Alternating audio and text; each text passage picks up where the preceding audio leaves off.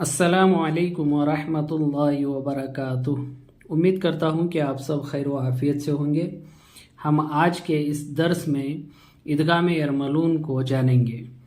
तजवीद सीखने वालों के लिए ज़रूरी है कि वो इदगाम के तलफ़ुज़ और उसके सही इस्तेमाल और उसके मिसालें समझना ज़रूरी है। तो चलिए सबक को शुरू करते हैं। बिस्मिल्लाहिर्रहमानिर्रहीम। तख्ती नंबर 24 इदगाम यरमलून। तो तख्ती को शुरू करने से पहले हम इदगाम को समझेंगे कि इदगाम किसे कहते हैं।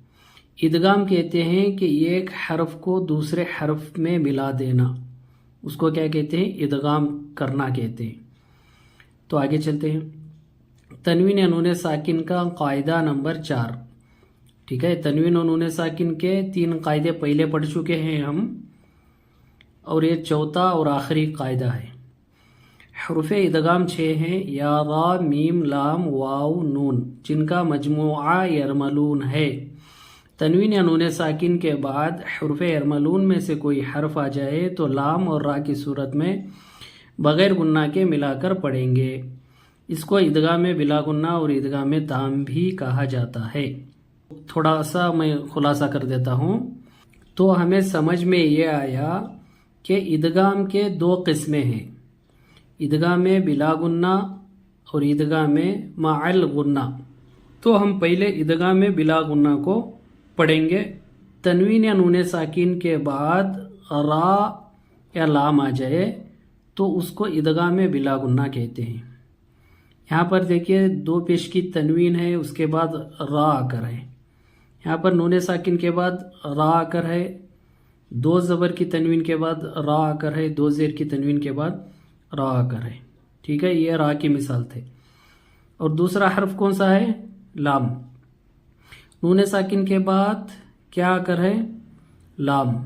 ठीक है, ये तशदीद और ये ज़बर ये लाम की है, थोड़ा हिटा कर लिख दिए हैं, तो इसको यहाँ पर समझिए। 2 पेश की तनवीन के बाद लाम, नून साकिन के बाद लाम, तनवीन के बाद लाम, तनवीन के बाद लाम, नून साकिन के बाद लाम। तो तनवीन व नून साकिन के बाद रा या लाम आ जाए, सिर्फ 2 हरूफ, ठीक है, यरमलून में से सिर्फ 2 हरूफ आ जाए तो गुन्ना नहीं करेंगे, इसलिए इसको इदगाम ताम कहते हैं। मुकम्मल इदगाम होने की वजह से इदगाम ताम कहते हैं। तो चलिए हम अब इसको प्रैक्टिस करते हैं।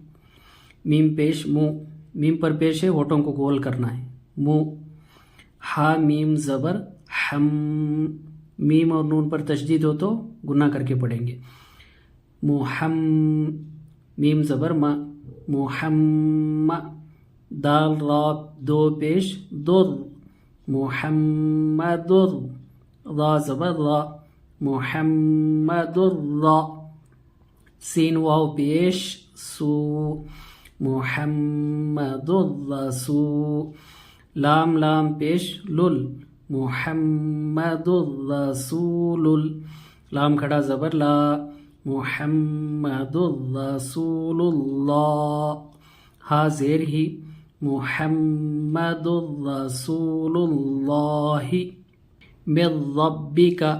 यहाँ पर एक बात बताना था कि यहाँ पर देखिए दाल 2 पेश दुन, दुन में आखिर में जो कौन सा हर्फ आ रहा है? नून की आवाज़ आ रही है ना, तो उस नून को नहीं पढ़ना है, नून को छुपा देना है। यहाँ पर देखिए मीम नून ज़ेर मिन, नून की आवाज़ आ रही है ना, तो उस नून को नहीं पढ़ना है।